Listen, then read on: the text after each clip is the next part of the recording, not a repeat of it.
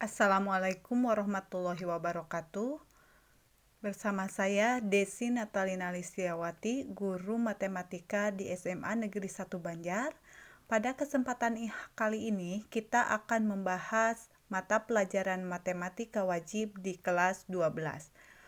Untuk mata pelajaran matematika wajib kelas 12, kompetensi dasar yang harus dikuasai oleh peserta didik dibagi menjadi 4 bagian. Yang pertama, kompetensi dasar mengenai dimensi 3, yang kedua, statistika, yang ketiga, kaidah pencacahan, dan yang keempat, peluang. Nanti diakhiri dengan ujian sekolah. Untuk kompetensi dasar yang pertama yang membahas tentang dimensi 3, ada 2 kompetensi yang harus dikuasai. Yang pertama, kompetensi dasar yang terkait dengan aspek pengetahuan yaitu KD 3.1, mendeskripsikan jarak dalam ruang yang dibagi menjadi jarak antar titik, jarak titik ke garis, dan jarak titik ke bidang. Yang kedua, kompetensi dasar terkait aspek keterampilan, yaitu menentukan jarak dalam ruang.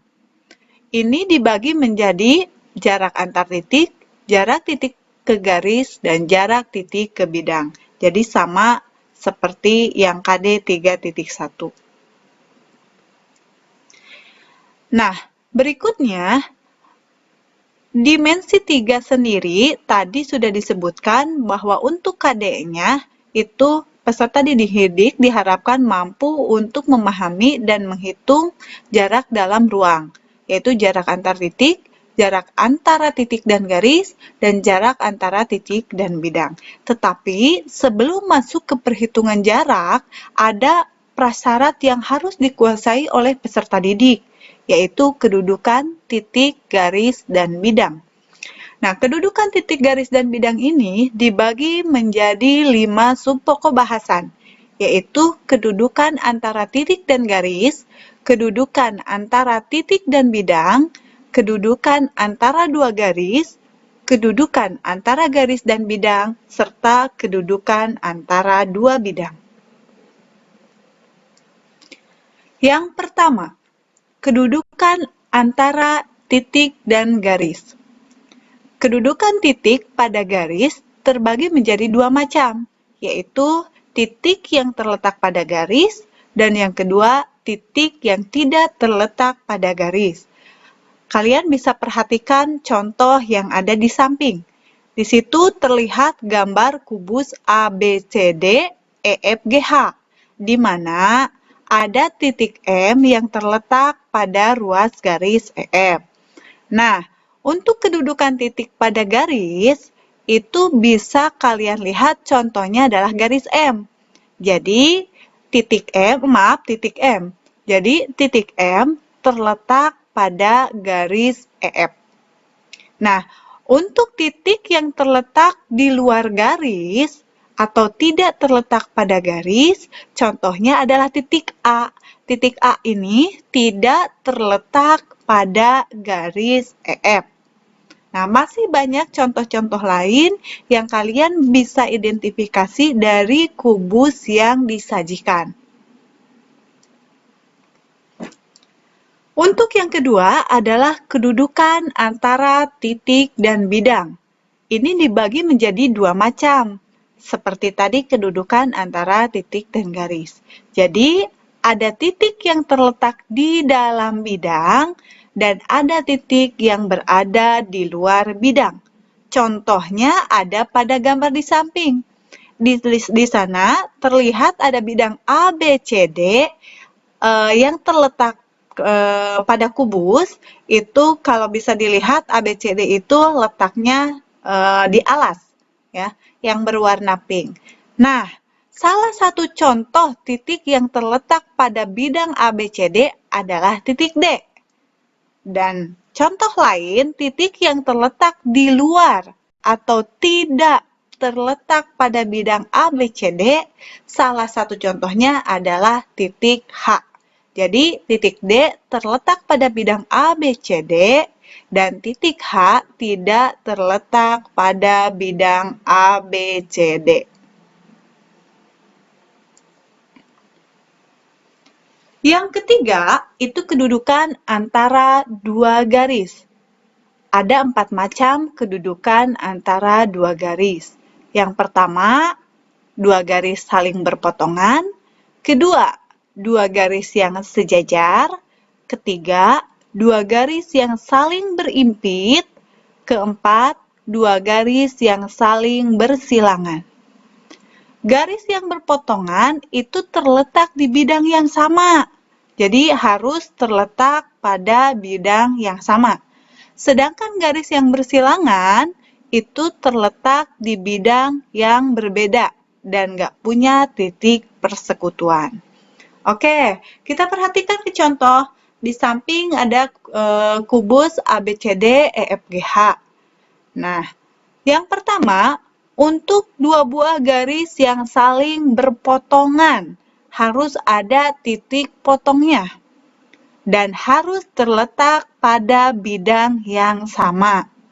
Nah, kalian lihat, salah satu garis yang berpotongan itu adalah garis BC dan CF. BC dan CF. Itu satu bidang, terletak pada bidang BC, GF. Di mana titik perpotongannya? Titik perpotongannya adalah di titik C. Kemudian yang kedua, contoh dua garis yang saling sejajar. Salah satu contohnya itu adalah garis BC dan FG.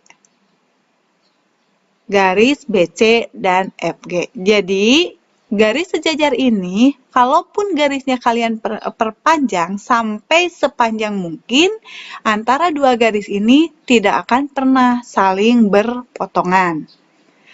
Nah, yang contoh yang ketiga, dua garis yang saling berimpit.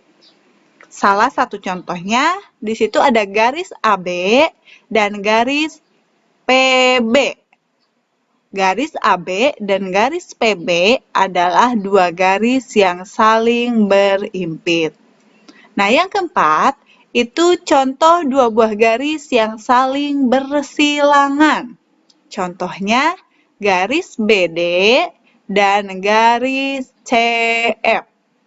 Tadi, salah satu syarat dua garis saling bersilangan adalah dua garis tersebut terletak pada bidang yang berbeda.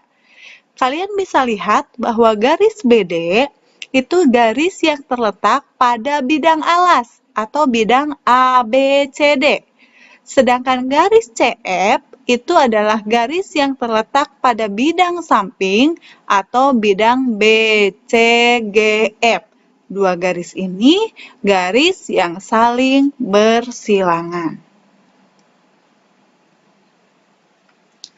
Yang keempat, kedudukan antara garis dan bidang. Ada 3 macam kedudukan antara garis dan bidang, yaitu yang pertama, garis yang sejajar dengan bidang, yang kedua, garis yang berimpit dengan bidang, dan yang ketiga, garis yang memotong bidang. Perhatikan contoh kubus di samping. Untuk contoh garis yang sejajar dengan bidang, kita punya misalkan bidang BCGF. Salah satu contoh garis yang sejajar dengan bidang BCGF adalah garis AE. Tentu saja masih banyak garis yang lainnya, seperti garis AD, garis DH, garis EH, itu adalah contoh lain garis yang sejajar dengan bidang BCGF. Yang kedua, contoh garis yang berimpit dengan bidang. Misalkan, kita punya bidang alas. Pada kubus itu berarti bidangnya bidang ABCD. Nah, pada bidang ABCD ini, contoh dari garis yang berimpit dengan bidang ini adalah garis PB. Jadi, PB berimpit dengan bidang ABCD. Contoh lain, garis yang berimpit dengan bidang ABCD, misalkan garis AP, garis AB, garis BC, garis CD, garis DA. Itu contoh garis yang berimpit dengan bidang ABCD. Yang berikutnya, contoh yang ketiga, garis yang memotong bidang. Nah, contohnya adalah garis CF memotong bidang ABCD di titik C. Jadi, ada titik potongnya. Nah, subpokok bahasan terakhir dari kedudukan antara titik, garis, dan bidang adalah kedudukan antara dua titik.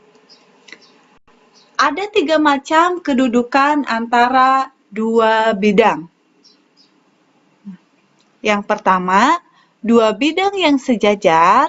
Kedua, dua bidang yang saling berpotongan. Yang ketiga, dua bidang yang saling berimpit. Jadi ada 3 kedudukan antara dua bidang. Contohnya, kalian bisa lihat gambar kubus yang ada di samping. Contoh untuk dua bidang yang sejajar. Bidang ABCD dengan bidang EFGH. Contoh lainnya, bidang BCGF dengan bidang ADHE. Itu dua bidang yang sejajar. Yang kedua, contoh dua bidang yang saling berpotongan. Nah, dua bidang saling berpotongan nanti kalian akan temukan perpotongannya itu berupa garis. Contoh, pada kubus yang kalian lihat, bidang ABCD itu berpotongan dengan bidang BCGF. Di mana garis potongnya? Garis potongnya di garis BC. Contoh lain, misalkan bidang ABCD dengan bidang BDHF. Itu berpotongan di BD. Contoh yang ketiga, dua bidang yang saling berimpit. Misalkan, kalian lihat di kubus ada bidang ABD yang berwarna hijau. Nah, bidang ABD ini berimpit dengan bidang ABCD. Nah, itu tadi penjelasan tentang kedudukan antara titik, garis, dan bidang. Semoga bisa kalian pahami dan selanjutnya nanti kita akan ketemu lagi di pokok bahasan yang berikutnya, yaitu jarak dalam ruang. Terima kasih. Wassalamualaikum warahmatullahi wabarakatuh.